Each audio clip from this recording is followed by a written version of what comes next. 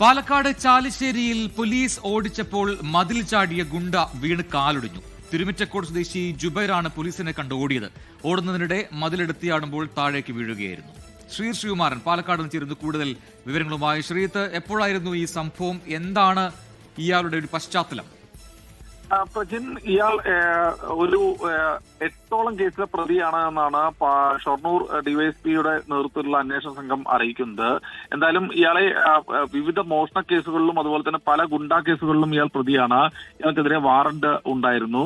അതിന്റെ അടിസ്ഥാനത്തിൽ പോലീസ് പല സംസ്ഥാനങ്ങളിലും തെരച്ചിൽ നടത്തിയിരുന്നു. അങ്ങനെ ഇയാളുടെ ഒരു സുഹൃത്ത് ഇത്തരത്തിലുള്ള കേസുകളിലെ പ്രതിയായ ഒരു രാജേഷ് എന്നയാളുമായി ഒളിവിൽ പോവുകയായിരുന്നു. എന്തായാലും ഇയാൾ ഈ പേങ്ങാട്രിയിൽ ഉണ്ട് എന്ന വിവരത്തിന്റെ അടിസ്ഥാനത്തിലാണ് ഈ ഒരു പരിശോധന നടത്തിയത്. അപ്പോഴാണ് പോലീസ് കണ്ട് ഈ ജുബൈറും രാജേഷും ഓടുന്നത്. എന്തായാലും ഈ ഒരു വലിയ മതിലായിരുന്നു, അത് എടുത്തു ചാടിയപ്പോൾ തന്നെ നിലത്തേക്ക് വീഴുകയായിരുന്നു. അങ്ങനെയാണ് കാലൊടിഞ്ഞത്. കാലൊടിഞ്ഞ ശേഷം വീണ്ടും പോലീസ് ഇയാളെ കസ്റ്റഡിയിലെടുത്തു. ശേഷം ആദ്യം പ്രാഥമിക ശുശ്രൂഷ നൽകി. ശേഷം കോഴിക്കോട് മെഡിക്കൽ കോളേജിലേക്ക് മാറ്റുകയായിരുന്നു. ഇപ്പോൾ കാലൊടിഞ്ഞിട്ടുണ്ട്. എന്നാലും കോഴിക്കോട് മെഡിക്കൽ കോളേജിൽ ചികിത്സയിലാണ്. ശേഷം റിമാൻഡ് ചെയ്യുമെന്നാണ് അറിയിച്ചിട്ടുള്ളത്. ഇയാളുടെ കൂടെയുള്ള സുഹൃത്തും അതുപോലെ തന്നെ മറ്റു കേസുകളിലെ പ്രതിയുമായ രാജേഷിനെയും റിമാൻഡ് ചെയ്യുമെന്ന് അറിയിച്ചിട്ടുണ്ട്.